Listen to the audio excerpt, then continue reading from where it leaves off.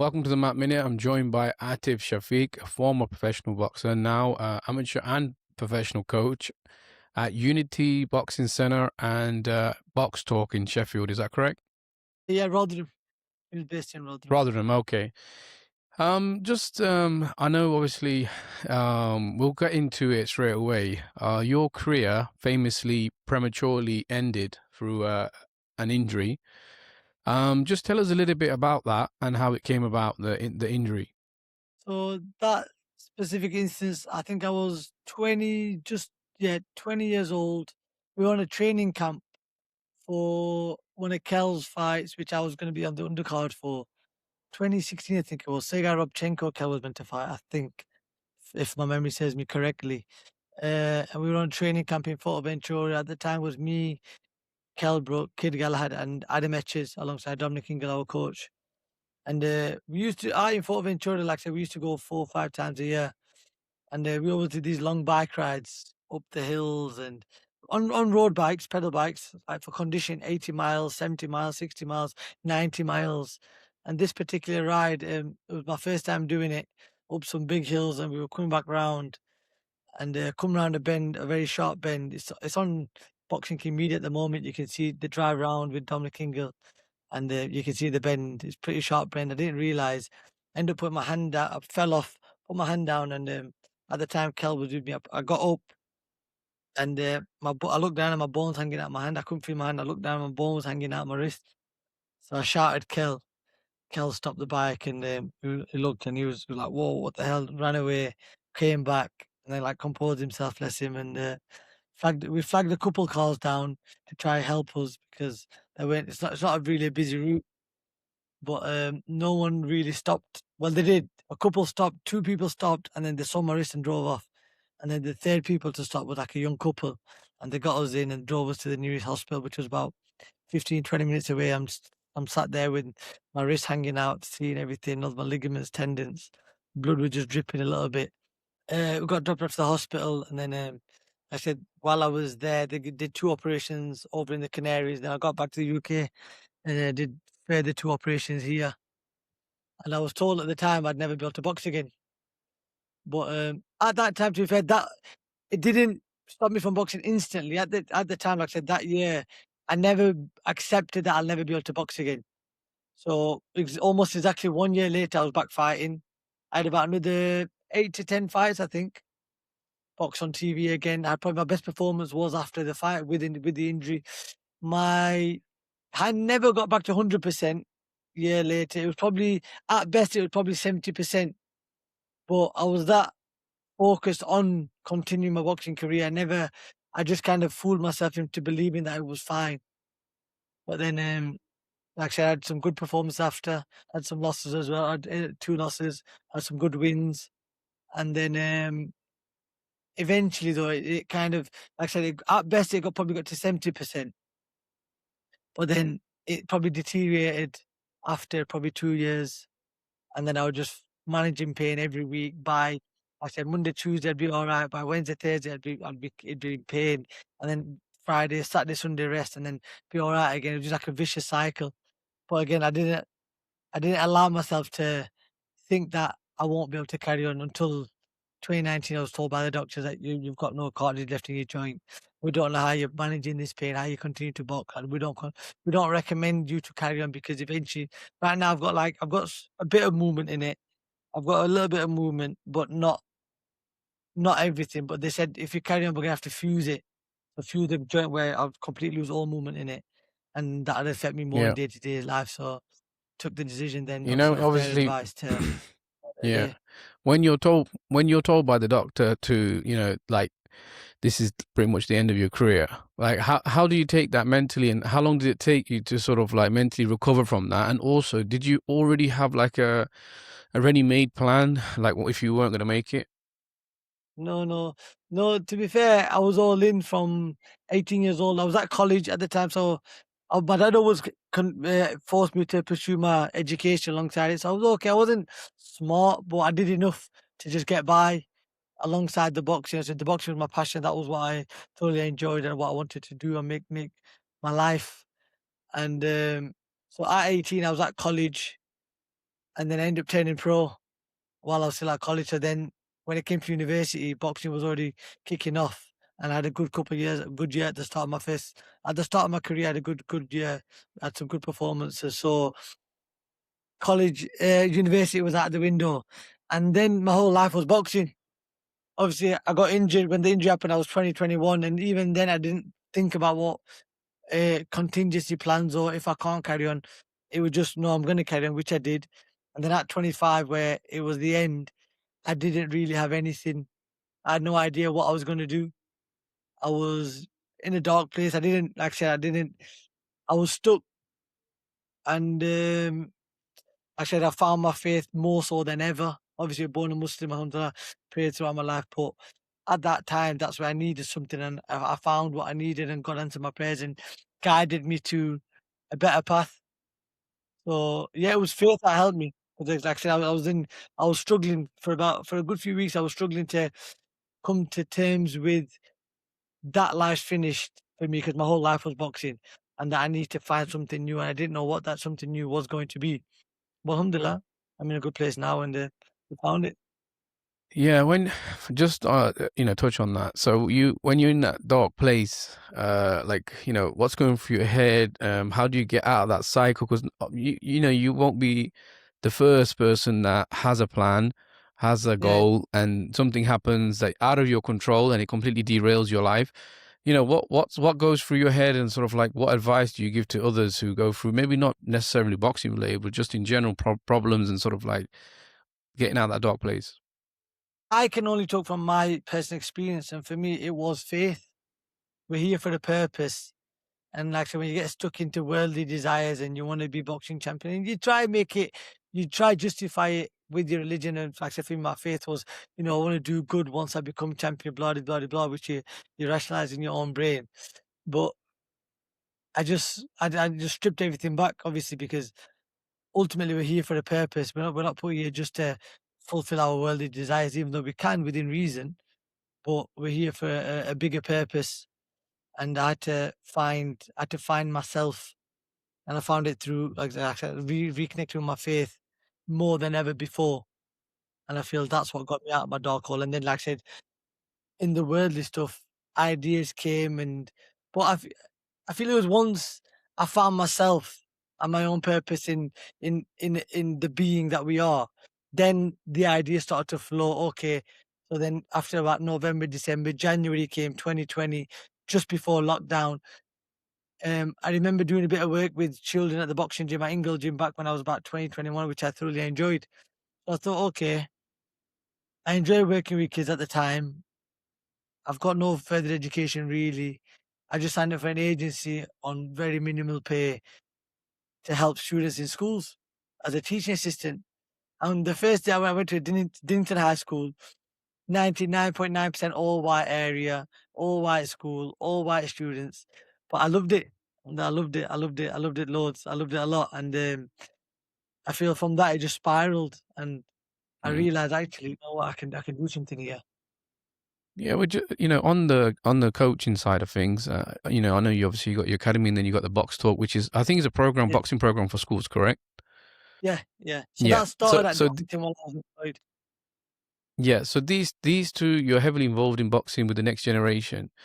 Um, what does boxing do for them? Like, why do you think why do you advocate boxing for the youth?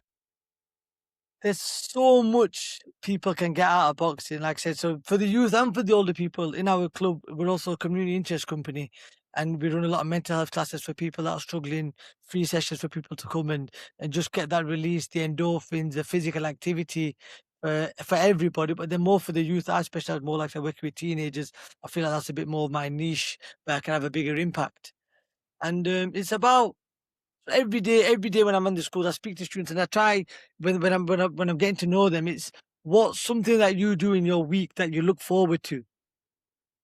And the sad thing is, at the moment, there's a lot, or probably a majority of students that you'll talk to, and they won't have anything positive in their life apart from just scrolling on TikTok and Snapchat and messing about with your friends. But I feel like those that seem to do better are the ones that have something, whether it's football or gymnastics for the females or netball or boxing or MMA, jiu-jitsu. It's those that have a bit of structure to their weekly routine. And that's what boxing more so for me did for me and did for the students that I work with at schools that then start to come to the gym and completely change their lives around and found a bit more of a purpose and structure. It gives people structure as well as the physical activity and the release of endorphins that make you feel good about yourself, the self-esteem, the confidence, the discipline, the respect, the manners from being around a positive environment and positive people. It's Yeah. more something to look forward to. Yeah. Talking about positive impact, I have to ask you about Brennan Ingle, or a Yes. legend of the sport. What how much I wasn't in the gym obviously when you're training with him. How much of an impact then did he have on you, and what made him so special? I was talking to Cash Ali, my friend. We went to Spa in Liverpool today. We'll be talking on the way there, and we say Brendan was a very, very pious man. He was, you could call him a saint. You could call him a saint for the amount of people that he helped, for the impact that he had, and for the person that he was. He it's not directly. Brendan wouldn't sit with you and tell you these amazing things that make you an amazing person. No, it is as you get older when you look back at who he was and how he was. That again, this is if you're smart enough to actually look back about at the time that you had with him, because there's a lot of people that was at the gym around the same sort of time that I was there that probably spent more time with him, but got probably a fraction of what I got out at the time with Brendan. And we've got a mural of him in our gym wall to to to pay homage to him, because if it wasn't for Brendan, myself, I wouldn't be the person that I am today because of the experience that I had with him. And again, it wasn't directly; it was just his positive energy. There was direct times, but I mean, just generally, it wasn't so forced or pushed on you. It was just the amazing person that he was and the nature that he had, the the warm person, the friendly person, the one that you want to listen to, the one that you want to impress. It's just the being that he was, and it's hard to explain to people if they've not been there. If you've been there, you know, and if you haven't been there, it's hard to know. Yeah. What was his presence in the gym? Was he like loud? Would he give instructions? Oh, Would he Brendan, sort of oversee you guys? yeah. So again, I was there for 9 years, from 15 to 24. And again, so I was there. Like I said, he passed away 8 years ago today, and I was fortunate enough to pay a visit to him on his deathbed while he was, like I said, the week before he passed. I got to go and see him, and it wasn't nice, but I'm blessed that I'm grateful that I had the opportunity to kind of say byes. But toward the end, he was a shell of himself. He had dementia, and it was difficult for everybody around to see him in that way. But in the in the peak times, like I said, I used to, so at 18, 19, that's where I started to build a good relationship with Brendan. 17, 18, I used to go to college in the morning, was train in the morning, go to college, come back from college, and I used to be there a bit early. Session would be about 4 o'clock, and I'd get there about 3:30. And Brendan would always be there, and he'd be like, Atif, would you put the music on for me? I say, yeah, Brendan, what would you like? Whiskey in the jar. So if you see the picture that I put up today, that's a song that it's an album what I used to love, and it would always be, yes, please, thank you, and then I'd put that on, and that would always be before people came to the gym. And then as it got busier, you'd have Barry come in about 4, half 4, and then they'd always change the music to rap music. But I always had like a good half an hour with Brendan before the gym got busy for 2 years. And yeah, it was good. It was good times. I also was very fortunate when I was, I think, 15, 16. I used to be able to, in the school holidays now, so we're in half term holidays now, and he'd say, Atif, you got your holidays? I'd say, yes, Brendan. He said, do you want to come in the morning and we'll do some gardening and maybe a bit of boxing? And so I'd go 9, 10 o'clock, bring a packed lunch with you. So I'd bring me sandwiches, and we'd do a bit of gardening, go for a walk. You hear the stories, and I think I might be one of the last people that was able to have that experience of just spending time with Brendan. Again, nothing was forced. Nothing was he didn't think I'm gonna bring this kid here and brainwash him to think this. No, he just be nice and be kind and be caring and be thoughtful and just be what we all should aspire to be, a good person and a positive role model without trying to force it. Because I see now I see a lot of people forcing things, and you see on social media, it's like you can do things without putting things anywhere. You can do things if you're genuine. You don't need to be posting things. You just have the impact, and you leave it there. Just a couple of things on that. Obviously, he came up, I suppose, with a unique Winkerbank style, the Brendan Ingle style. Obviously, you embraced that definitely when you box, and it was very, very like established and known, especially in the UK boxing scene. Um, you know, when like when you guys, there was Kid Galahad, obviously with Kell Brook, and even Billy Joe Saunders was there for a period of time, I know, and there was a lot of you guys, and a very successful style. When you guys were like in that gym, were you conscious of the style? Did he sort of like embed that, say, look, this is our style, this is the way we want to box?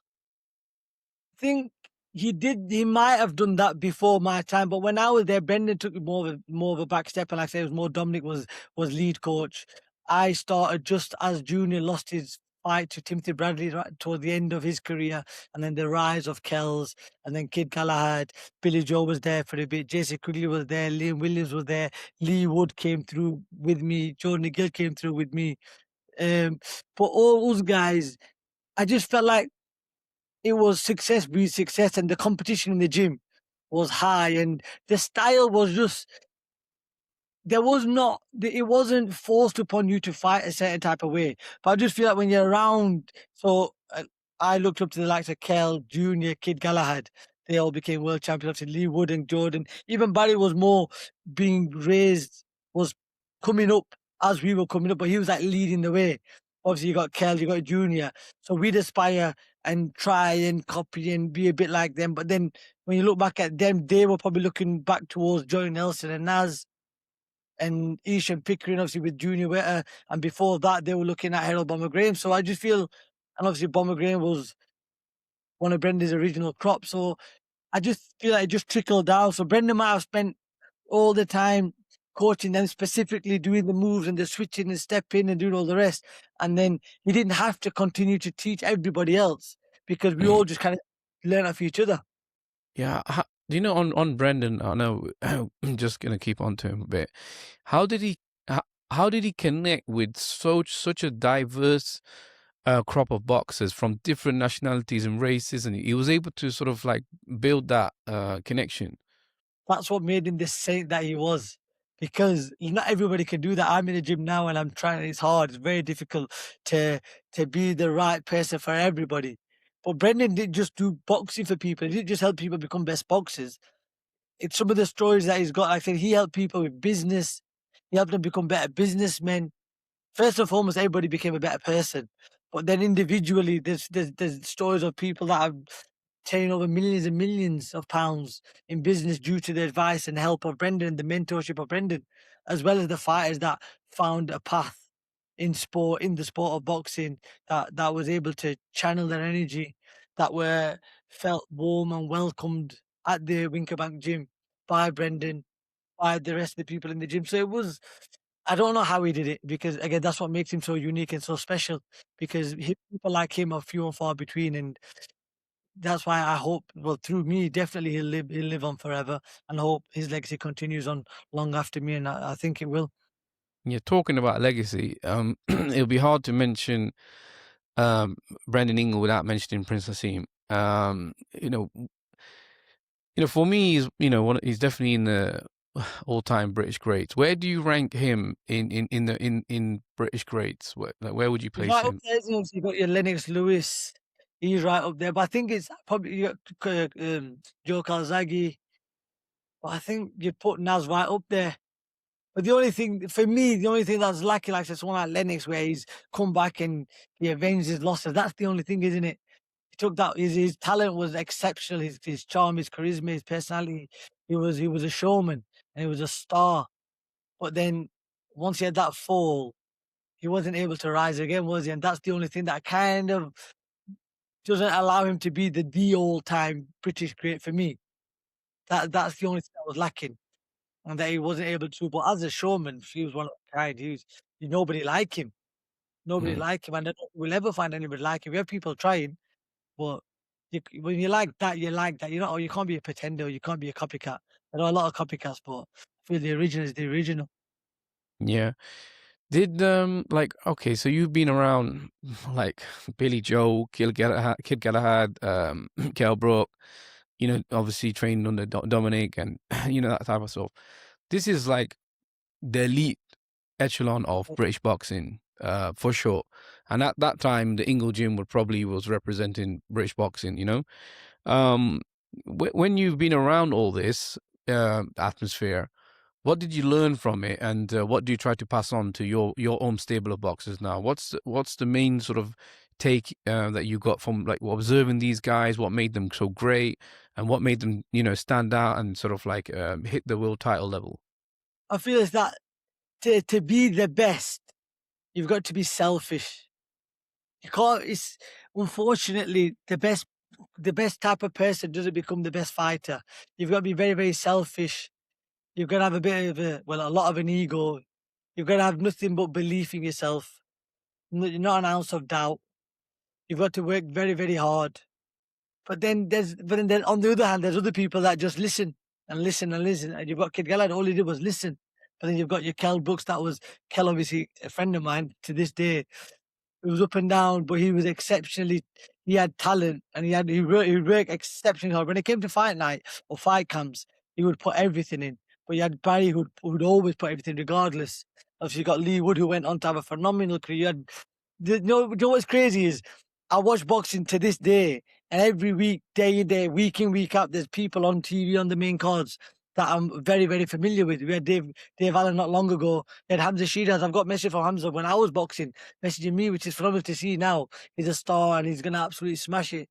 But like, it's um, it's good to see. But I feel to make it, you've got to have a bit of luck as well. Looks very, very important. You've got to have nothing but belief in yourself. No, you can't have an ounce of doubt. No matter what happens, ups and downs, you can't have an ounce of doubt. I feel that's very, very important.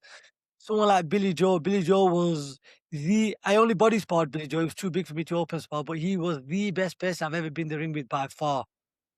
By not like Kel's very good, heavy handed, strong, but I feel Billy Joe was just on a different level and he wouldn't even try. He didn't need, like, it was so easy for him. It was effortless. He'd be fat and he'd still be phenomenal. And then obviously when he trained, he'd be very, very good. He'd work hard, but he always left things undone, and he still went on to be a world champion for how many years, how many defenses, and be competitive with Canelo. If he gave everything all the time, Billy Joe would have been an all-time great. He had the ability to be so. Like I said, he caused Canelo problems for the first 6 rounds. And I know Billy Joe. I spent years around him. We've travelled and to training camps. I've seen him how hard he works. He works very, very hard, but he's absolute lunatic. He's a lunatic, but he's Yeah, I unbelievable mean, talent. I've learned for so me, he's much. one of the most naturally gifted boxers that Britain ever produced. 100%. The most, like I said, but with Billy Joe, Brendan, like I said, you can't give all credit to the Ingle gym. Obviously, we made him better. Dominic did a great job. It was more Dominic at that time. Dominic did a great job with disciplining him and keeping him on a plan. Because one thing with Dom and the Ingle gym when I was there as a pro was it was Dom's system more than it was Brendan's. But he was very disciplined himself. So then that would trickle down to to the fighters. He wouldn't allow any slack.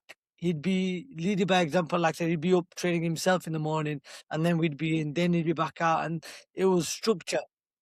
And I feel that's what helped Billy Joe get the best out of himself. Obviously, his best performance was probably David Lemieux at the time, and that was down to Dom and Yeah, the discipline that Dom kind of put onto him. But it still wasn't 100% from Billy Joe. But he's just phenomenal. But like I said, that's also what kept Kell on par. yeah. What got Talking about Kell. this the structure that Dominic provides and Ingo Jim provided, like obviously I watched a few videos and I saw at least from the outside a lot of footwork, a lot of shadow boxing, like how like when you're coaching your stable of boxers when you were there, was there like nutritional advice given from the get go, with your amateur boxers? Because obviously I box as an amateur, and we didn't really get that type of advice, and sort of like there's we know the structure of a boxing training session. Like how, you know, when you say you kept him on the path, like, was it like a very strict sort of like a, you know, nutritional advice and sort of like when you did box, what was the main focus? So Dom would get you fit. He'd give you confidence without trying. Because when Dom speaks, you listen.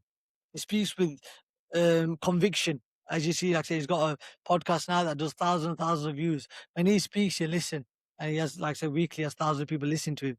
So it was that. And when he tells you to do something, you do it because he has authority and the way he carries himself. And it was more that the training was not nothing extraordinary. He's very, very like I said with me for the Liapiod fight. He did me the diet and he did it just off memory. All right, Don, what's that for breakfast? Okay, we've done that session. Okay, I have this, and this. Text me out. Okay, lunch, just there and then off the cuff. He'd be texting me daily, 3, 4 times a day. Lunch, breakfast. Okay, have this. All right, don't watch that for lunch. Okay, then have this. Okay, don't trainings. Don't watch that for dinner. For the full 5, 6 weeks, and I made weight perfectly, and it was the best I ever felt. That was. We also obviously had Greg Marriott around at the gym. Greg's one of the best nutritionists out there now in the game, and I was fortunate to have him do my diet numerous times. But he was like in house at the time. Now he's a big superstar himself and a phenomenal nutritionist himself now. But at the time, he was coming through and he did my diet for a lot of my fights, and he was also very good.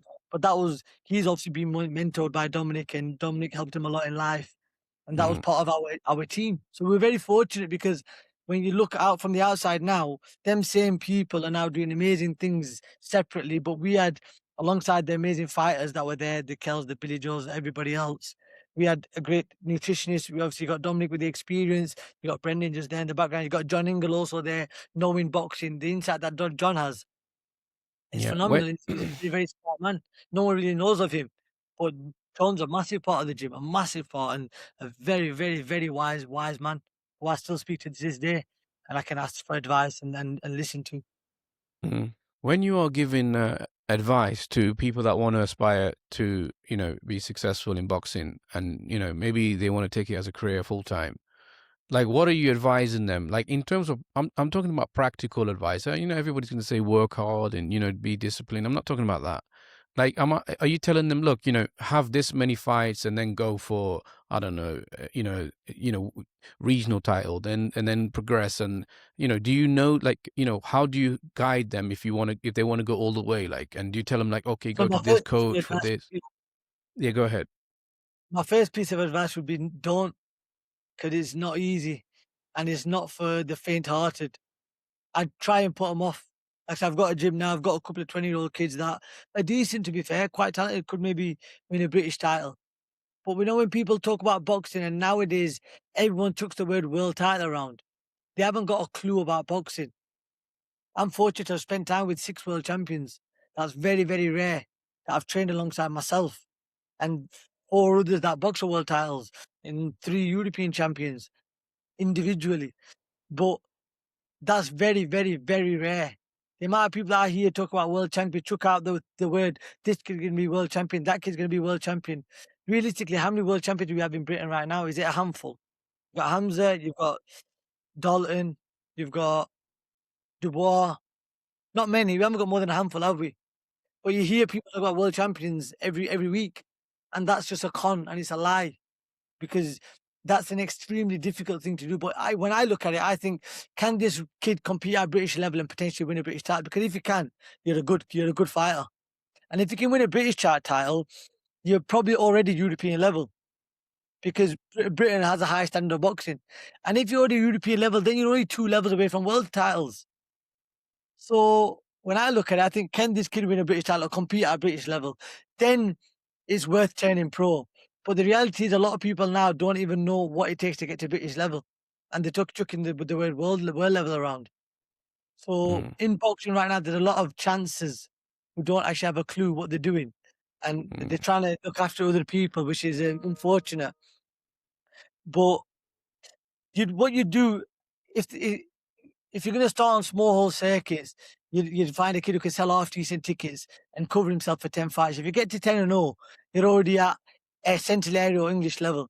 And then you'd build them 4 rounders, four rounders, get a few 6 rounders if they can sell tickets. If they can't sell tickets, then you're stuck, aren't you? Because if you've not got national title, 2, 3 national titles behind you, you're not going to get a good ticket. You're not going to get a good deal with the promoter. And if you can't sell tickets, then you're going to go on the road and hopefully do it that way. But that doesn't seem to get done no more. Like what Brendan did with Johnny, with Junior, with all the fighters. Brendan did that. He was a master.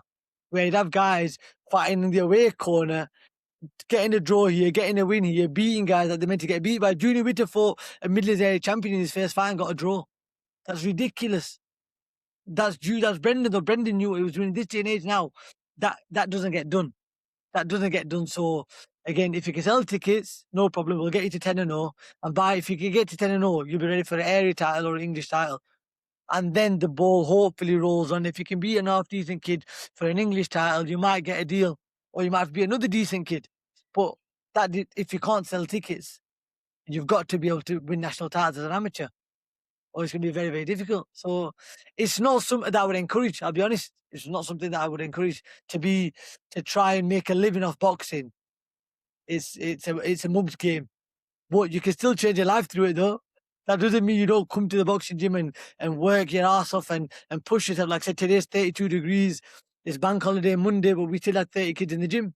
And I sat them all down today. Again, not for no videos or to put anything on Instagram. I sat them down. We're having a conversation, so I'll address it. I'll talk about it. But I sat them down and I said, you guys now that I've turned up today, most of the kids their own age are out at, there's a place, Rotherham Valley, the sun's shining, everyone goes, jumps in the lake, and everyone's there, I've heard. And most of your kids are out at Rotherham Valley. There was a handful of kids that are boxing. We've got, right now, we've got about 12 boxers in our club. We only had 4 of them in today. But I said, you 4, I don't make you box, do you? I don't tell you to be an amateur boxer. No, you guys chose to do it. So you should be in the gym regardless to give yourself the best chance. Last question, Atif. What is your objectives with these kids? Are you trying to change their lives? Are you trying to produce a champion? If you'd asked me this question 4 years ago, I was hell-bent on trying to be a great boxing coach and make champions and blah, blah, blah, blah, blah, and all this and that. 4 years later now, I've been coaching properly. We've had the club for 4.5 years, 4 years in January. And I've been working in the schools for the exact same amount of time, literally the week before I started with the schools, and then the week after the gym opened. So 4 years in the schools. And right now, well, no, it is my aim is only to change people's lives for the better. Whether that be using boxing as something to navigate them through life and give them a path, and maybe they become champion, fantastic. Or whether that be just to be in their life for a couple of years from 14 to 16 or 16 to 18, which are vital years for anybody, or from 10 to 12, the key years, like I said, from really that period, your secondary school life is the most important years of your life, I feel, from my experience, from my own life, and seeing people in the gym now for 4 years and being around boxing. I feel it's to have a positive impact on people where they look back when they're my age, 32 years old, and think, you know what? That time that we spent in that gym was absolutely amazing. We took so much away from it. Not in the boxing is great, whether people become champion or not. It's fantastic. If they do, that's amazing for them because I'm not going to get nothing out of it. 10% of 100 grand is it's not a lot. It's not life changing money. 10% of 10 grand, it's nothing. A coach doesn't make nothing out of a fighter. We watched the film Giant, bless Brendan. He put the amount of hours that he put in. 33% of anything is never worthwhile. So as a coach, you can't be in it to try make a living out of it. You can't be in it to try make champions because that's a very, very hard thing to do. Only a very small percentage of people will do that. I believe I'm capable of doing it. Whether I do or not is a different story because there's a lot of different factors that come into play to make that happen. You can have the best fighter, but then they might have a problem with family. It's so difficult. It's so difficult. So you can't say. So for me, it's about trying to have the biggest impact on people's lives. That, like I said, as they get older, they can look back and think, you know what, that was an amazing time, and I'm really grateful. Not, I don't need the gratitude now, but I feel when they get older, it'll be nice to have that thought in their head and think that, you know what, that guy was actually helpful to me becoming who I am today. That's most important for me. Atif, it's been great. I really appreciate your time and thanks for coming on.